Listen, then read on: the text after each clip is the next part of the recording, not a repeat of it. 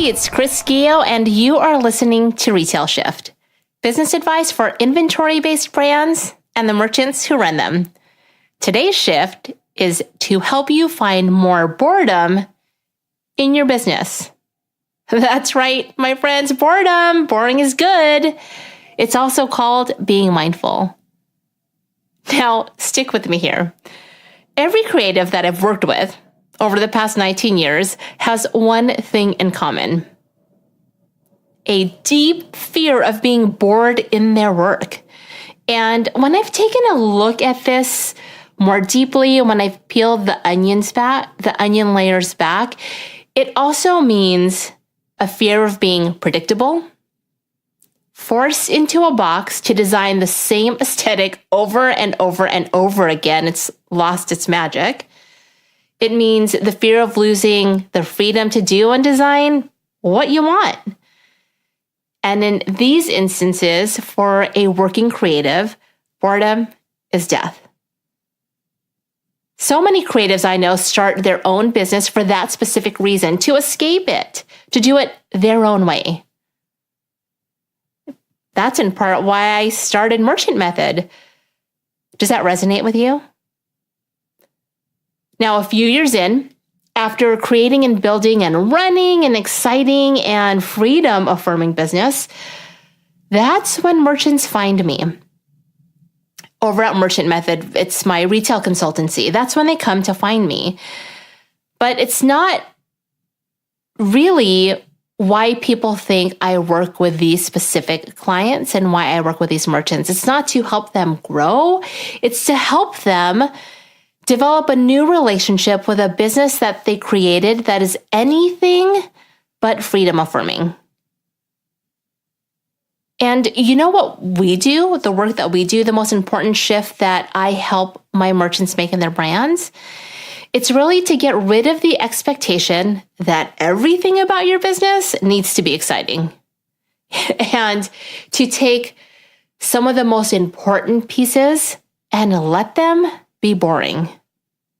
Because contrary to popular belief, boring is in fact great for your business. Now, if you Google what it means to be bored, it is to be a little bit weary, either because you don't have something to do, which is in our case. We run businesses, there's plenty to do, or you're a little bit weary because you're not interested in the thing that you're doing. Do any of these ring bells? Data analytics, financial planning, online communication with customers. Depending on who you are and what you don't like doing, your disinterest, your weariness can quickly turn to villainizing because you have to do it.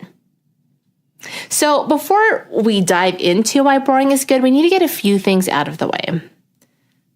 There are just some pieces of running a business that you'll find boring. No belly aching, please, no complaining, because those pieces are the cost of entry into owning and operating a business. Like filing taxes, tracking your mileage, building maintenance if you are in a brick and mortar location, resolving IT issues, just the cost of entry. Also, I want you to ask yourself, why does every element of your business have to be exciting? Why does it have to be thrilling? Do you really want to make a payment on a business expense like rent or your building mortgage or even payroll, and then take this exciting gamble that the funds are actually going to be there to make that payment? Or do you want to wait and see if your employee is going to show up on time, like when they're supposed to, let alone hope that they do the work they're hired to do? No, there are some things that just have to be. And in some aspects of your business, this concept of boredom, consistency, routinizing, predictability, those are all good. And because you, my dear merchant, are a creative, you need to learn how to hack it and use it as a tool so that you can find more freedom. So I want to review the benefits of boredom. According to The Independent, there are 3 benefits that I think you will really, really want to embrace. Boredom, as we know, it's the conventional wisdom, makes you more creative. Just ask any person who likes to color or paint. Number 2, it allows you to be more mindful of what is happening because your brain isn't filled with stuff, so you can identify the exceptions. And when you are running an inventory-based business with so many SKUs and different seasons and different vendors, you need to manage by exception. You cannot manage every single thing. And number 3, boredom makes you goal-oriented. Have you ever been on a plane just bored because you've finished watching your movies, listening to your podcast, finished reading your book, and you're just waiting and waiting to go from taxiing to the gate to get off the plane? And you're already thinking about what you're going to do as you step off that plane, right? It helps you focus on what you're going to do after the boredom's done. So here is why this matters to you. Way too many retail entrepreneurs and product designers lack the time in their creative business to be bored. You spend way too much time on things that you don't like doing, and not because those activities take a lot of time, but because you're also dreading it. And so you're spending time feeling the dread. You're resisting and fighting it because you don't want to do it, and you're not accepting the fact that some things just have to get done, so you waste time.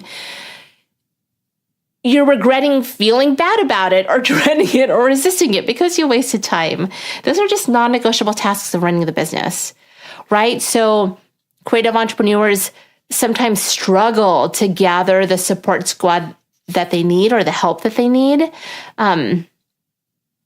because there just isn't enough time. And so productivity pros and time management pros and planning pros will tell you to block out creative white space. So here's what to do with that creative white space you have been craving to have in your calendar.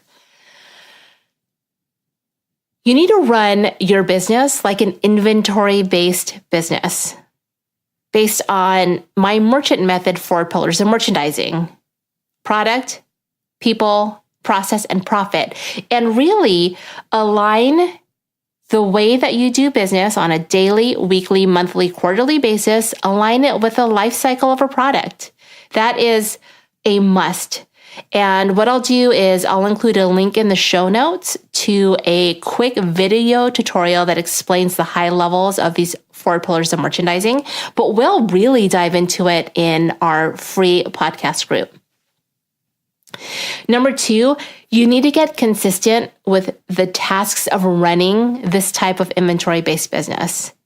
Assortment management, like merchandising, buying, resolving issues related to dealing with inventory, pricing and repricing, finishing your goods, because you know when you get them, you still have to do stuff to them, running performance reports, analyzing them, taking action. These are all things that you do anyway, but so few merchants plan them as part of their day. They just presume that there's going to be enough time to do them, and then they run out of time for the creative things that really float their boats. And thirdly, in order to get what you want, which is more freedom, more creativity, operate your business like a CEO. Work on it and not in the day-to-day. This requires you to routinize repeatable things. So the quickest thing you can do to get there from here is to document the very next process you're going through, whether it is looking at your books or processing an order or placing an order. Document it. And then go through that process with frequency and consistency to make sure you've documented it correctly. And then you can pass it on. So remember, operate like a CEO and not like an employee. All right, that is your retail shift. Please embrace that boring is good in some aspects of your business so that you can get back to the passion that led you to start your inventory-based business. Leave some things behind, hack boredom so that you can grow in your creativity. Now, what I want you to do is I invite you to come closer and learn how to make these shifts in your business and how to have them stick.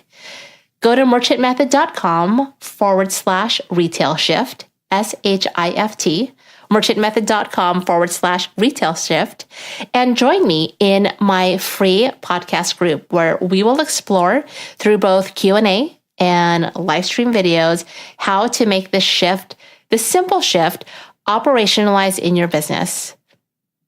All right, thank you so much for joining me today. It would not be the same without you. And until I catch you next week or in our group, keep making those simple but profound shifts one at a time in your business.